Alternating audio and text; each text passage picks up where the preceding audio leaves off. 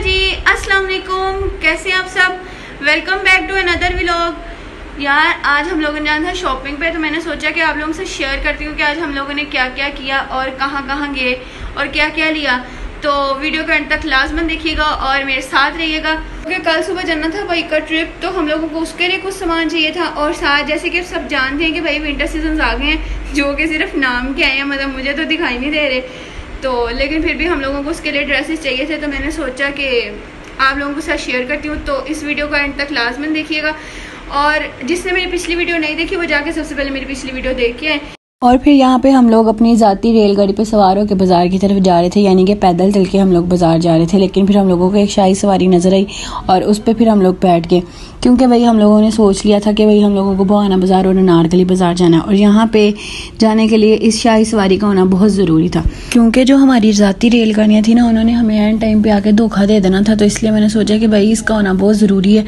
तो जैसे ही मैं बाजार आई यार, मैंने देखा कि इतना ज़्यादा रश, और इस रश की वजह से यार मैं मोबाइल भी यूज़ नहीं करी थी, क्योंकि मैं मामा से ये नहीं सुनना चाहती थी कि प्रोग्राम तो बढ़ गया। और फिर मैंने अपने ज़ाती और अकलौते मोबाइल को वाकई मतलब संभाल कर और छुपा कर रखा उन लोगों से जिन लोगों की वजह से वाकई प्रोग्राम बढ़ जाता है। और इतने रश में तो किसी ना किसी का प्रोग्राम तो वाकई बढ़ जाता है ना, मतलब कि यार यहाँ पे ऐसे सीन बहुत ज़्यादा होते हैं, इसलिए एहतियात इलाज से बेहतर है। और यार यहाँ पे इतने सारे ड्रेसेस देखे ना, मेरे तो दिमाग की दही बन गई थी, यानी कि सारा निज़ाम ही अंदर का दरहम बरहम हो गया था, कुछ समझ नहीं आ रही थी। और दुकान वाला भी बेचारा मुझसे माफिया मांग रहा ना, क्योंकि लेने में विंटर सीजन के सूट गई थी और कोशिश मेरी ये थी कि मैं लोन के सूट लेके वापस आ जाऊँ, यानी कि मतलब मुझे इतनी ज़्यादा इनको देख देख के गर्मी लग रही थी।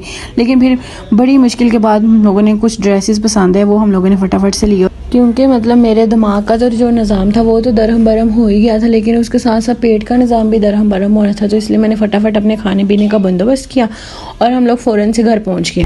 लेकिन यार मैं इतना ज़्यादा थक गई थी और मैं सुबह से बाहर थी, तो मैंने सोचा कि यार क्यों ना अपने थोबरे को भी सजा लूँ।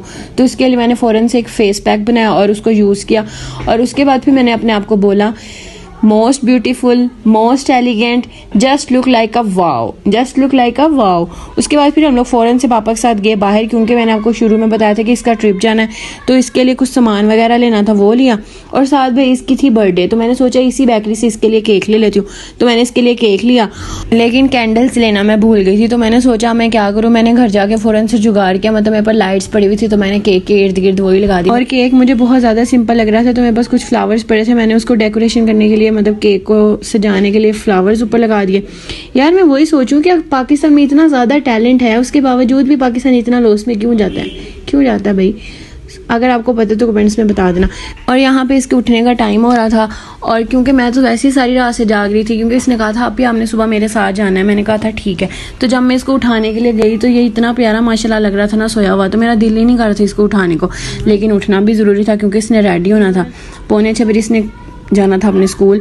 तो फिर मैंने इसको उठाया और फ़ौरन से मैं किचन में गई, क्योंकि मैंने इसके लिए सैंडविचेस वगैरह बनाने थे, जिसकी पैटीज मामा ने सुबह ही बना के रख दी थी। तो मैं किचन में जाके फटाफट इसके लिए सैंडविचेस वगैरह बनाए, इसका जो बैग वगैरह था वो रेडी किया। और मतलब ट्रिप पे ये जा रहा था और एक्साइटमेंट मुझे हो रही थी, पता नहीं क्यों, ये मुझे नहीं पता। तो उसके बाद फिर सारा काम करने के बाद तो इसको रेडी किया, इसको उठाया, क्योंकि ये दोबारा सो गया था।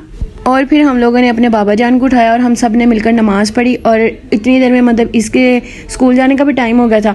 और यार इतना ज़्यादा मुझे सुकून फील हो रहा था ना, मतलब कोई भी नहीं था, मतलब कहीं भी कोई नहीं था, और इतना ज़्यादा मतलब पीसफुल सीन था ना। लेकिन जब हम लोग इसके स्कूल के बाहर गए तो वहाँ जाके देखा इतना बड़ा ताला लगा हुआ, मुझे लगा यार प्लान कैंसिल हो गया। लेकिन यहाँ पर इन सब बच्चों की एक्साइटमेंट देख के मुझे अपना टाइम याद आ रहा था कि यार हम लोग जब अपने स्कूल लाइफ में थे तो हम भी ऐसे ही ट्रिप पर जाते होते थे।